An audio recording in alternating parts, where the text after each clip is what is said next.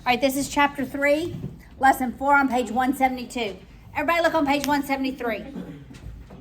On page 173 are the parent forms of all of the functions.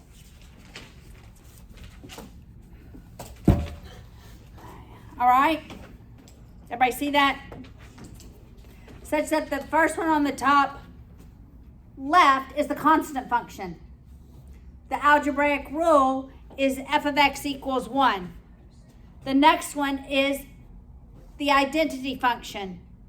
And the parent form is f of x equals x. The third one on the top row is the absolute value function, such that the parent form of that function is f of x equals the absolute value of x, and so forth. You have the step function, which we call the greatest integer function. Those are new ones. Quadratic, the cubic. You see the cubic? All right, look at the bottom. Reciprocal. You see the reciprocal? You see the square root? And you see the cubic function. The cubic function literally takes the cube root function literally takes the cubic function and rotates it.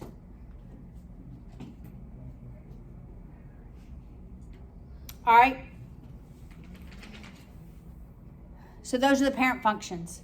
When we add numbers to it, or when we multiply numbers by it, we transform it. We stretch it. We compress it. We move it left and right horizontally. We move it up and down vertically. Right? That's what this whole lesson is about. How do we transform a graph from its parent form? And I've given you all the possible transformations on this page. We're going to go through these. And on the top left-hand corner is the order in which you should apply the transformations. It's the same as order of operations, okay? The exact same.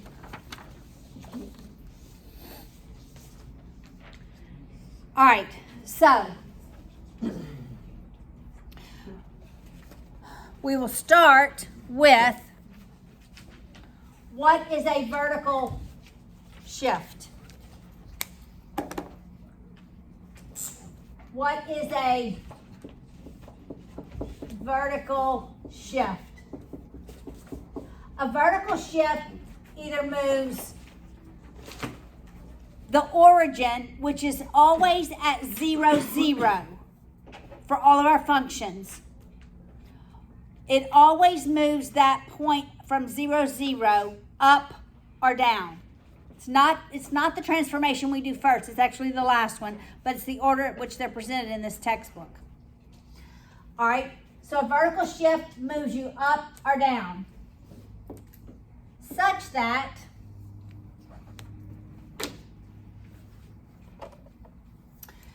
if I have the equation f of x equals the absolute value of x, it's at the vertex. And both directions, as I move up 1, I move over 1 because the slope is 1. And it's a V.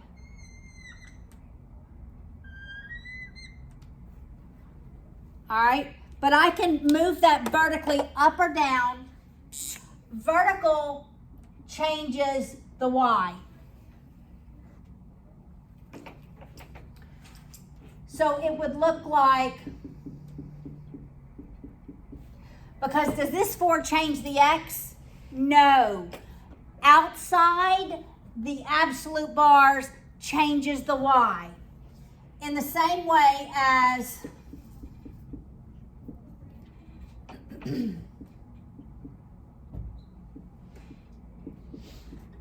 this is vertical.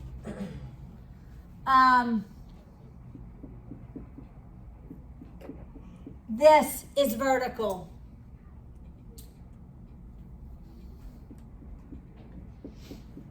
This is vertical. Got it? Those are all verticals. All right, so this would move this point up the x-axis to 4, and the slope wouldn't change. If it were the absolute value of x minus 2, then it is a vertical shift down by 2, and it would look like that.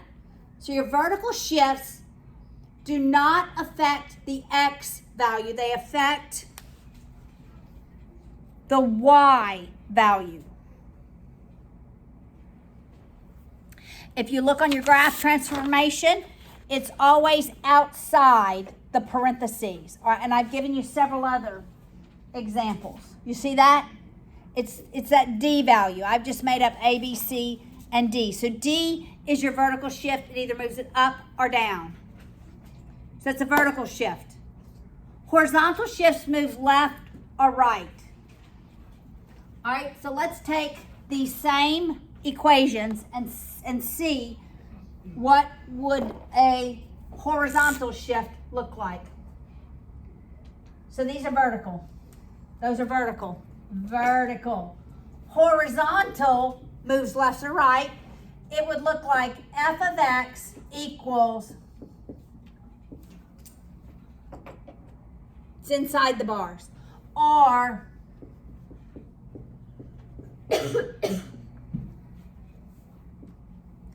remember, these are opposite. So this one moves horizontally, which direction? Right. Horizontal shift right by 2. If I were describing it, it would be a horizontal shift right by 2. This would be a horizontal shift left by 3. What am I shifting? That vertex.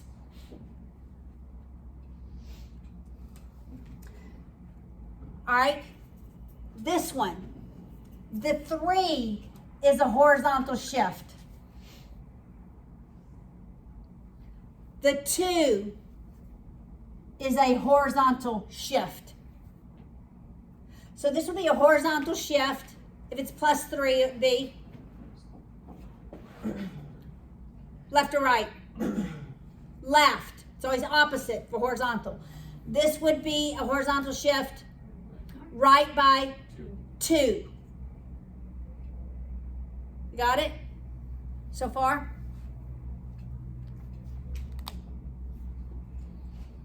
A reflection. We've learned reflections.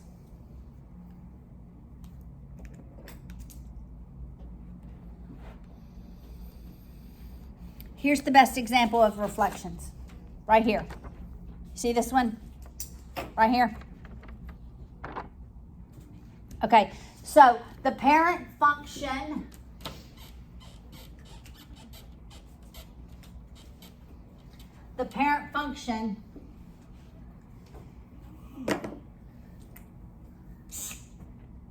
is the square root of x.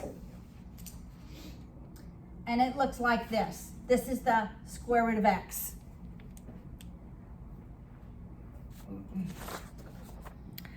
All right. If I put a negative on the outside, that's vertical. Outside is a vertical reflection. Vertical reflection. When I reflect vertically, I go across the x-axis.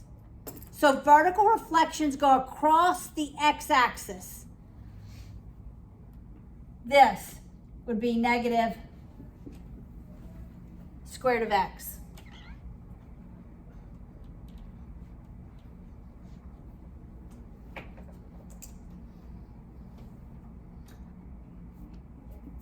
This affects the x value. So it's a horizontal reflection. This is a horizontal reflection. And so it would reflect it horizontally. So this reflects over here. Does that make sense?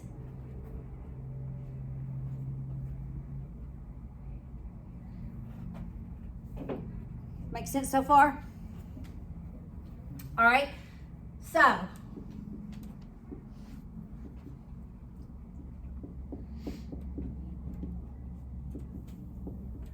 what are the transformations here?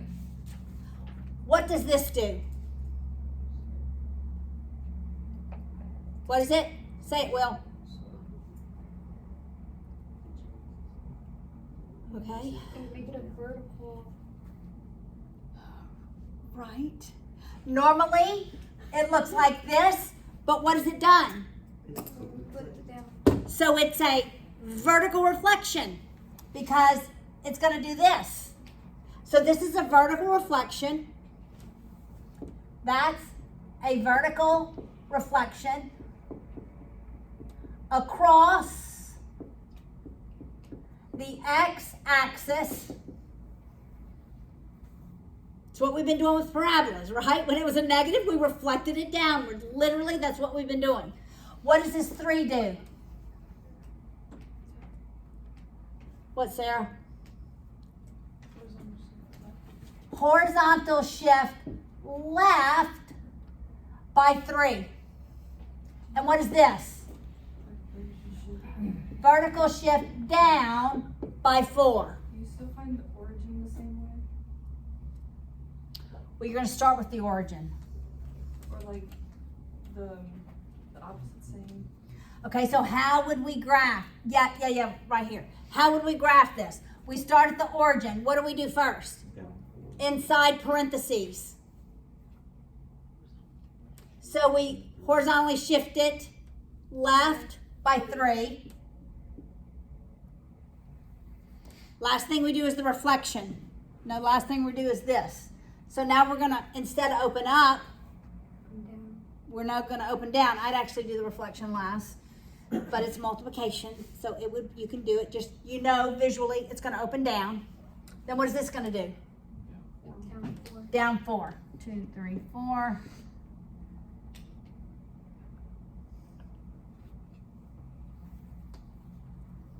Got it?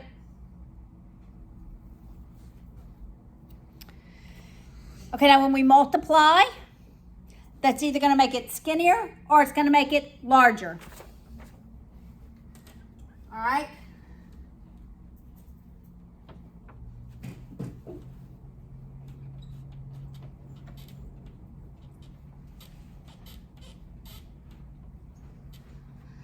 So, if I have f of x equals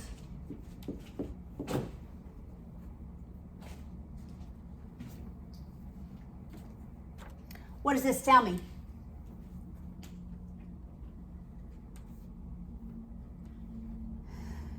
This is the easiest one to show. What does it tell me?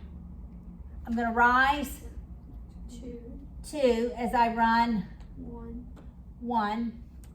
All right, so the parent would be,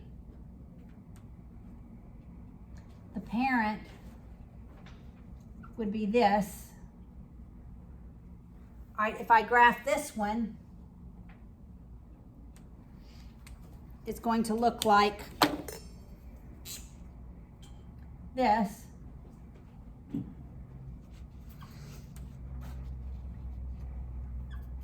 So it's skinnier, right? Okay, look right here. It's called a vertical stretch on your paper. A vertical stretch. When it's greater than 1, it's a stretch. It's pulled it closer to the y-axis. So it's going to be skinnier. So when this value is greater than 1, it's called a vertical stretch. It's going to pull it closer to the y-axis. All right, what do you think happens if I had this? That's right. It's going to make it flatter. it's literally going to pull it closer to the x-axis because now I'm rising 1 as I run 2. It's really a vertical compression. I'm compressing it away from the y-axis. So this value less than 1, it's going away from the y-axis or closer to the x-axis.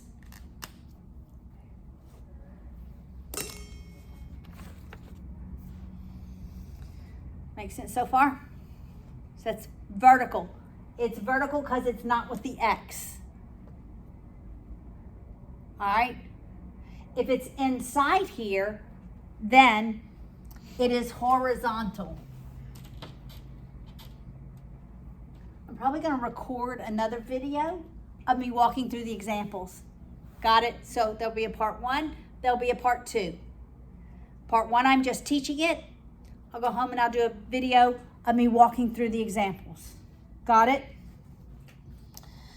All right, but let's look at the horizontal shift, at the horizontal stretch. All right, let's just do an easy one.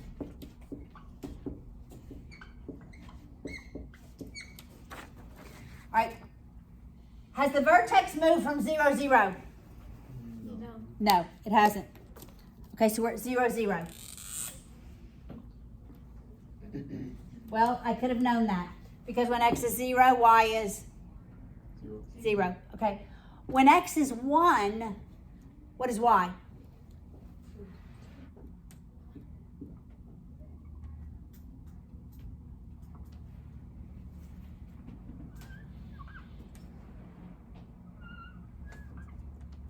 All right, that is when it's greater than 1. Did I do that right? When x is 1, y is 2.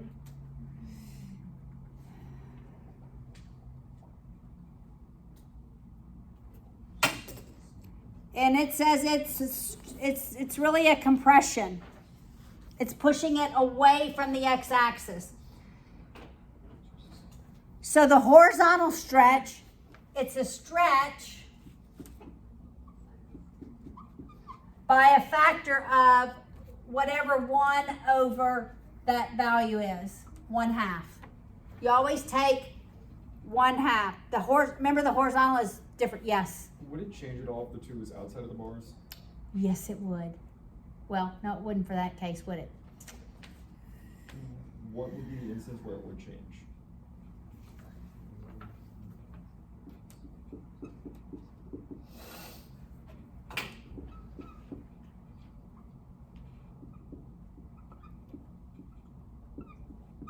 Something like that, when you have more values. That would be different. I mean the absolute value bars. Yeah, the absolutes.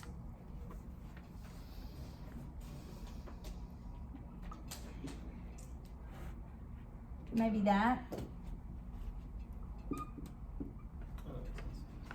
Okay, but look at this. Everybody look. This is a reflection. The 2 is not -2, even though it appears to be. The negative tells you it's a vertical reflection. The 2 tells you it's a vertical stretch. And this 2 tells you horizontal stretch or compression. Yes? So the graph would go down whenever that 2 is negative? Like In here, the graph would not, if it were Right. inside, it would not go down. But if it was on the outside? On it the would? outside, it would Okay. open down. Yes. So literally, this is a stretch by 1 over b. Just remember, horizontal is different. Remember, it's opposite, right? If it's -3, it's moving to the right. But if it's +3, it's moving to the left, right? And you always take 1 over the value to get your value for your stretch. Got it? All right, so if this were f of x equals 1/2 x, then we're still at 0, 0.